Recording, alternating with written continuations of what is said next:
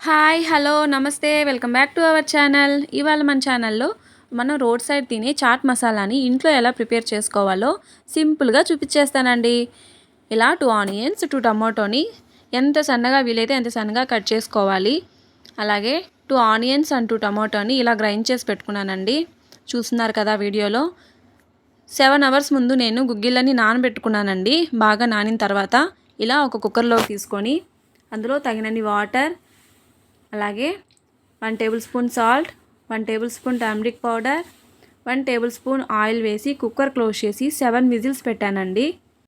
Pressure అంతా పోయిన తర్వాత ఇలా ఒక బౌల్లోకి తీసుకొని బాగా గరిటెతో స్మాష్ చేసుకోవాలండి. అందులో హాఫ్ తీసి ఇలా గ్రైండ్ చేసుకోవాలి. ఇలా గ్యాస్ మీద ఒక ప్యాన్ పెట్టుకొని 2 టేబుల్ స్పూన్స్ ఆయిల్ వేసుకోవాలండి.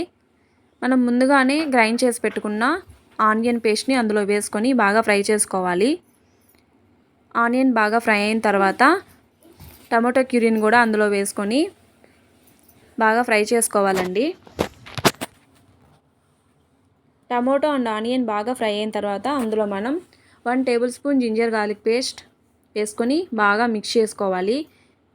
జింజర్ గార్లిక్ పేస్ట్ బాగా పచ్చివాసన పోయిన తర్వాత మనం గ్రైండ్ చేసుకున్న గుగ్గిళ్ళని, అలాగే మనం సపరేట్గా తీసి పెట్టుకున్న గుగ్గిళ్ళని కూడా అందులో యాడ్ చేసుకోవాలండి.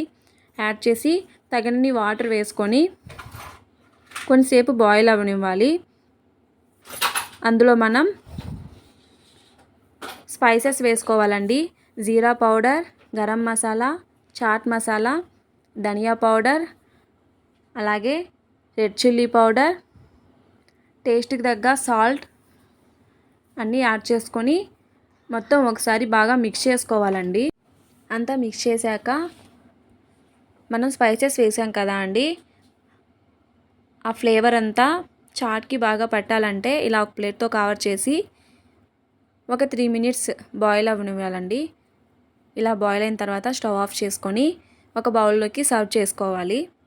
అందులోకి మనం ముందుగానే కట్ చేసి పెట్టుకున్న ఆనియన్స్, టమోటా ముక్కలు, కొత్తిమీర, కార్న్ఫ్లేక్స్ అయినా వేసుకోవచ్చండి. నేను మిక్చర్ వేసుకున్నాను. ఇంకా ఫైనల్గా నిమ్మరసం. అంతే ఫ్రెండ్స్, మనం ఎంతో ఇష్టంగా తినే చాట్ మసాలా రెడీ అయిపోయిందండి. మా వీడియోస్ మీకు నచ్చినట్లయితే సబ్స్క్రైబ్ చేసుకోండి ఫ్రెండ్స్. బాయ్.